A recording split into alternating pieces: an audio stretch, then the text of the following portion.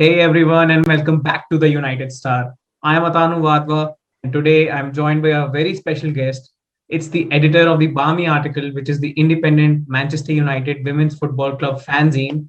It's Andy, aka Slater. Welcome to the channel, Andy. It's a pleasure to have you here. Thank you. It's great to be on. So, Andy, first of all, why don't you tell the viewers something about the fanzine and how did you get into this and how were you inspired to do this? Well, from watching the men's team for years, I had a season ticket for 21 years watching the men from the mid 90s, and I was a member before that. So I always went to Old Trafford as a kid, and one of the sounds as you approach the ground is the fanzine sellers shouting, "There's a new issue." It was Red News is the oldest one, which I've had a couple of articles in there over the years, and there's Red Issue doesn't exist now, but that was always a popular one. And then United We Stand, which is by Andy Mitten, who's being seen now on TV quite regularly as well as in articles. So that was always one of the main sounds. Like you associate certain things when you go to something that you're fond of. And for the football, for me, it was the sounds of the turnstiles as you're going in, that big clunk, click, click. When we used to sit down and then everybody stood up at the exciting moment, it was like thunder. With the seats rattling the backs, and then the fanzine sellers shouting outside the ground. So yeah, I bought a few when I was younger. I enjoyed reading them. It was a different view on the game, very different from what you see in a program. And when I started following the women's team three years ago, I noticed that there was none, but a lot of the men's culture has trickled in through a lot of United fans, through particularly the supporters club, that hasn't been there before with other clubs. It doesn't seem to be part of women's football, and that's really made me enjoy the experience of following women's football more, because I'm surrounded by people that the same kind of people, the same kind of fans, and there's been a thirst for content all the time, because the official channels don't give much, do they?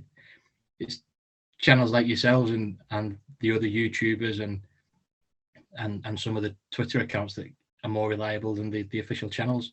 So I thought, is there room for a physical fanzine? And I had a look at printing options and thought, I've no editing experience. I've no, other than a few casual things in Red News, I've no writing experience. But I thought, that's the point of a fanzine. It's not supposed to be professional. It's supposed to be fans writing for fans and just putting their opinion out there. So yeah, a few people in the supporters club helped with it and got heavily involved, and the result was issue 1, which is right here. So it's been brilliant. So guys, if you haven't already checked out, do check out Andy's Twitter account. We'll add the link in the description below, and there you can contact him if you want to buy the new fanzine, the new issue. Right now issue 1 is there, but very soon issue 2 will be released, and there's a website as well. We'll make sure to attach it in the description, and we'll obviously give a shout out to the website on our Twitter account as well. So make sure to check that out. And Andy, building upon what you said, yeah, I mean, for me personally, I think that your Barmy article is the only one which is present in the women's football, the only fanzine which is available in the women's football. So you've obviously laid a foundation for other clubs and other supporters clubs, or maybe someone from Manchester United itself might get inspired from the Barmy article and start making a new fanzine and include yourself in it. So Andy, is this something that like you do it on your own, or do you get some help from others, and the content, all of it is you, or some of it is from the other fans as well? So I've got Mark from the supporters club, who's quite key in his contacts. He's got lots of people that he's spoken to throughout his time with the supporters club, and he's kind of pulled people together. There's Heather from the US, who's done all the graphic design. A couple of people within the supporters club. Zoe's done an article. We've got Matt, he's a journalism student, so he's done the season review in there. So there's been quite a few involved, and more to come as well, more lined up to get involved with issue 2.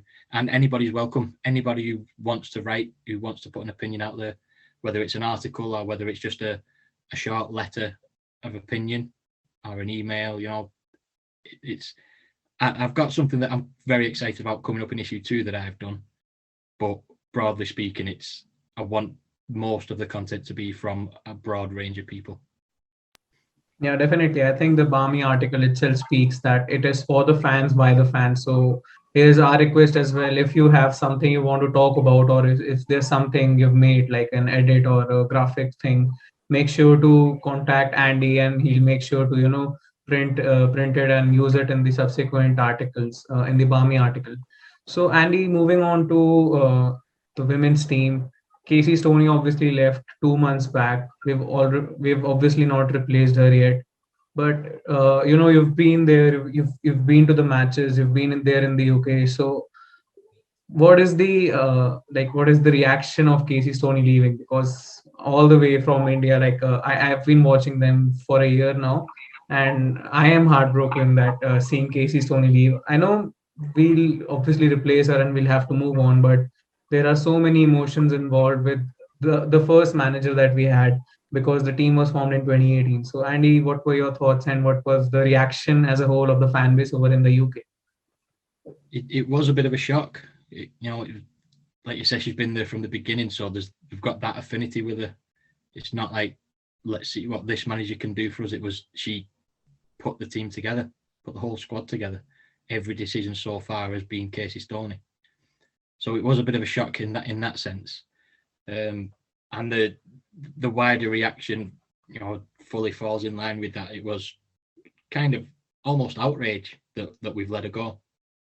I think personally, I've come to terms with it quite quickly, because when you look at it without the bias of she's our first manager, she's our only manager, the last season it was a season of 2 halves, wasn't it? The second half of the season we greatly underperformed, and could somebody else have done better with that squad? We don't know. The only way we'll know is somebody else coming in. So I'm not as disappointed as I was. I'm excited for who might come in. Obvious concerns about the way the club is run, but that goes up both the men's team and the women's team. That's the club as a whole. But we keep hearing now women's football works. The exits are announced first, then the incomings are announced, and Lauren James is only just seems to be confirmed going to Chelsea, despite being on the cards for a while. So I think it looks like we've got a threadbare squad.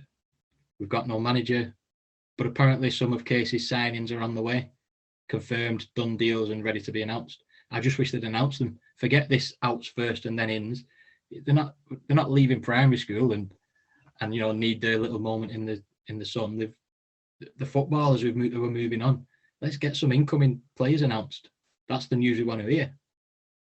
And then we can see what excitement there is to come. Yeah, definitely. I think if there are some signings that Casey had in mind and the club also agrees to her, maybe they should just announce it.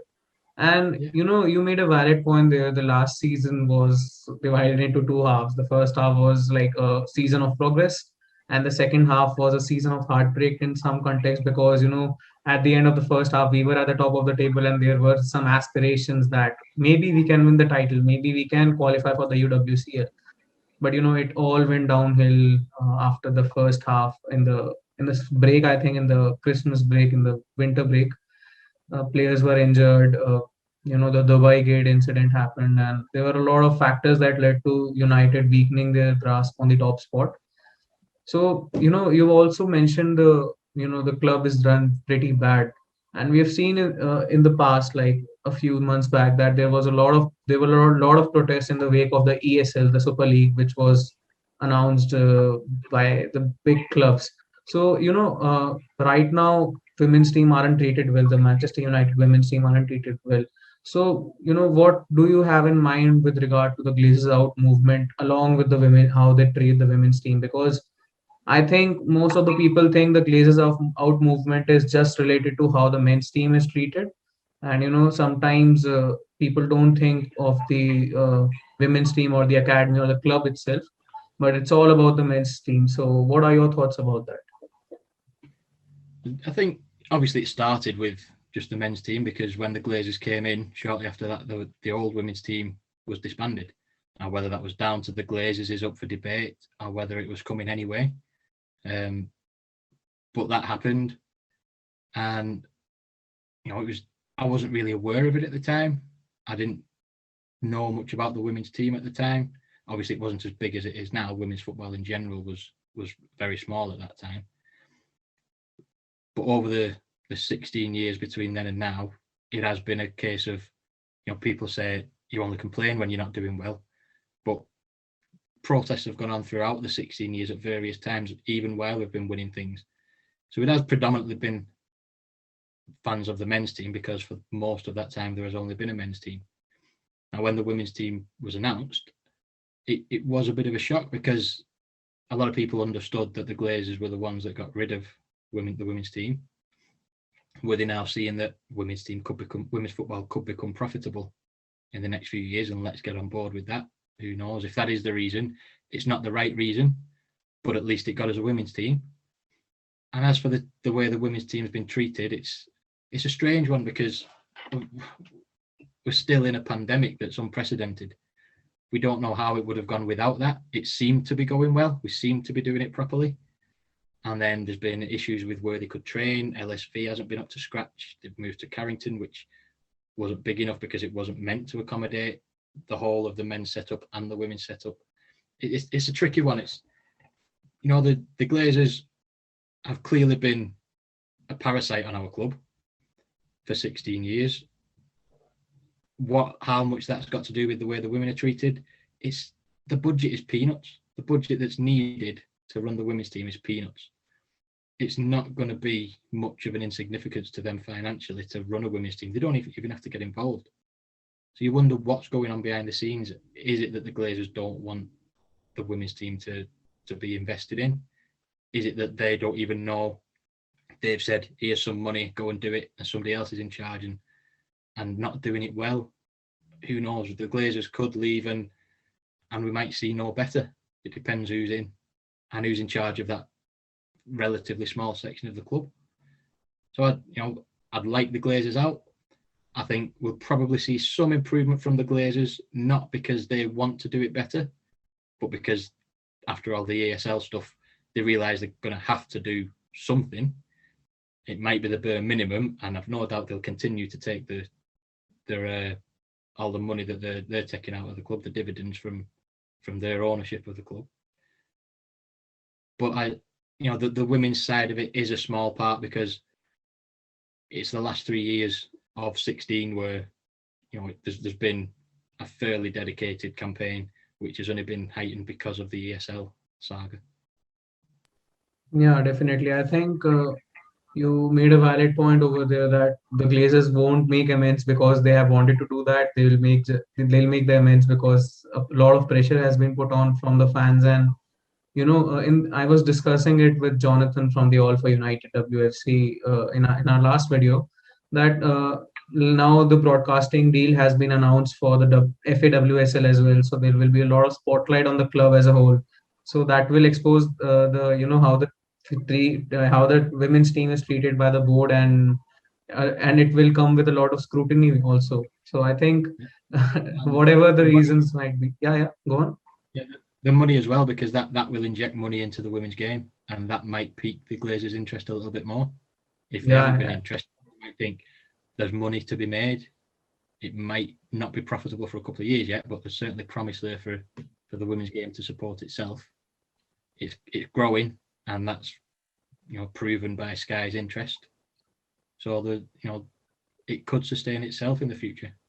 We just need the Glazers to recognise that and give it what it needs to start well. Well, it's already started, but to grow into what the women's game could become. Yeah, definitely. I think it will come with a lot of money as well. So maybe Glazers might be interested in investing a bit more. Exactly. If they think they might get a bit out, they might put a little bit in. Yeah, definitely. So, Andy, one last question that I wanted to ask you, which is that one player you've been looking forward to watching play next season? Like, there have been a lot of outs as well, but from the existing squad, who do you look up to? I've been a big fan of Honor Batcher. I think she's been a brilliant addition to the team. We have got a couple of world-class players. We might not have a big squad. We might even be quite thin on the first 11, but we do have a couple of world-class players. Jackie Gronin's an obvious one. Leah Galton, I'd say, is up there, and it'd be good to see how she comes back from her injury. But I think Orna Batcher is the one that, she's very young. She wasn't established before we got her, whereas Jackie Gronin was already well known. I think she's the exciting one to see, develop into the team, and the way she plays, it looks like she will get better as well. But yeah, I think she's one, and Leah Galton, because we all know what she's capable of, and if she stays fit this season, I think she'll be a huge plus. And I think she was almost as big a loss last season as Toby Neath.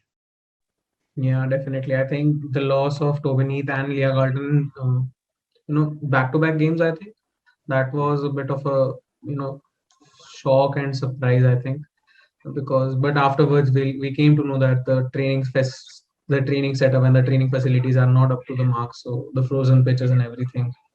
There was actually one of the items in the fanzine, if you could see that, a little dig at Ed Woodward and his love for a boot good sponsor, protective boots, buy in bulk.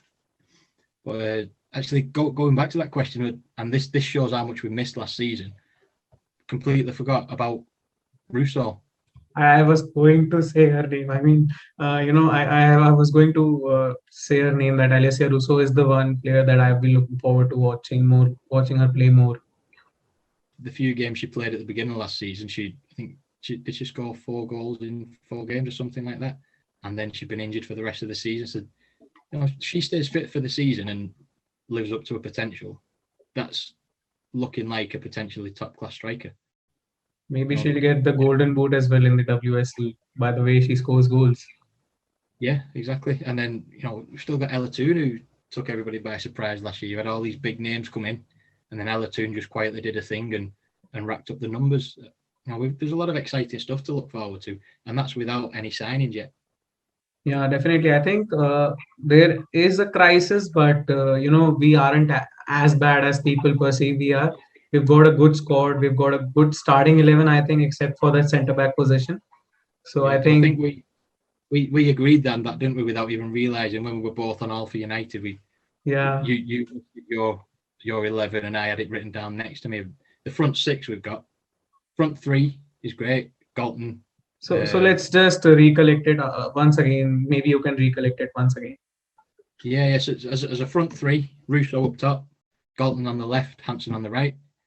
The middle 3, you've got choices there. You've got Jackie Gronin, you've got Stanisforth, who hopefully we'll see grow into the team a bit more. She's obviously a good player, but she's settled in. She was a bit patchy last season. She's good enough. You've got Hayley Ladd. That's a 3 that I would choose in midfield. But then you've also got Zellum and Ella Toon. I want to see Ella Toon a lot more as well. I think there's going to be some rotation in that. So that's out your front 6. You might want a bit of support up top, but you've got Fuso as well. Russo and Fuso. What's she going to be capable of? Because she was in one of those boots for most of last season too. Then you go back to the defence. I've mentioned Orna Batcher. She's first name in the defence for me. Millie Turner. She was also a bit patchy last season, but we know what she's capable of. And then you look at maybe Doris Dottir. She's obviously good enough. We've not seen her at United yet, but hopefully she can perform. Still got Kirsty Smith. Might you want an upgrade on that? But you've still got, a player that's played well for us. Maybe not brilliant, but she played well for us over the last 3 years. You've got Mary Earps in the nets, who she's played for England. She's, you're not worried about her in your nets. There might be better out there, but you're not worried about it. So strengthen up that defence and get a bit of depth, maybe on the wings and up front, and we're not far away. Yeah, definitely. I think top 3 is there up for the grabs. It's just that we need a little bit of more signings and a good manager. Not that Casey was a bad manager. Let's just I don't mean that, but a replacement has to be there as soon as possible. Yeah, and I think some of those signings are certainly there. We just don't know about them yet, and that's a frustrating part of whether it's women's football in general or just the way United Women work.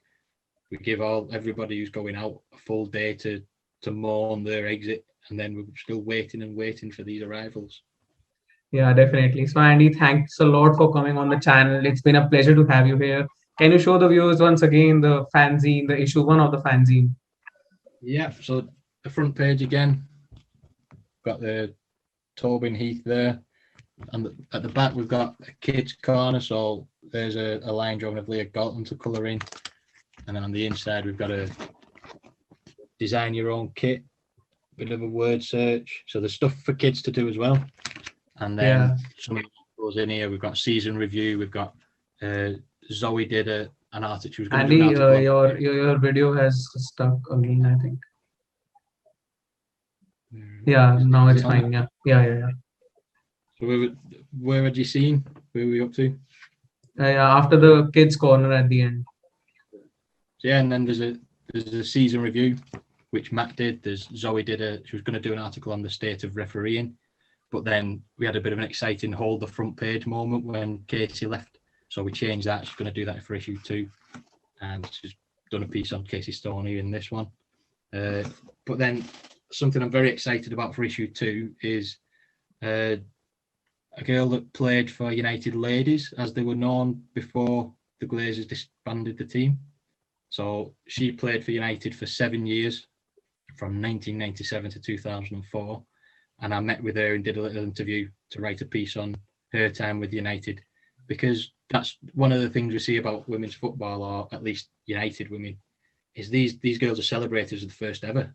But we've had a women's team before, and that seems to have been forgotten by the club. So as part of the fanzine, I saw the opportunity to speak with Michelle and Amy, who played for him before, and remember that this isn't the first. It took a long way to get women's football to this point, and we need to celebrate the people that were involved in that in the past. Yeah, definitely. So that'll be. Yeah, I think there has been a lot of, like, fans all obviously know the Casey Stoney side, but there have been a different side as well before Glazers came. So guys, if you want to know more about it, make sure to buy issue 1 and issue 2 as well from Andy on his website. We'll obviously attach the link in the description below. Thank you so much, Andy, for coming on the channel. It's been a pleasure to have you here, and we can't wait to have you back again. I am Atanu. This is the United Star. Make sure to follow us on Instagram and Twitter. Make sure to subscribe to our channel while you're here. Press on that bell icon to not miss any updates, and we'll see you next time. Bye bye.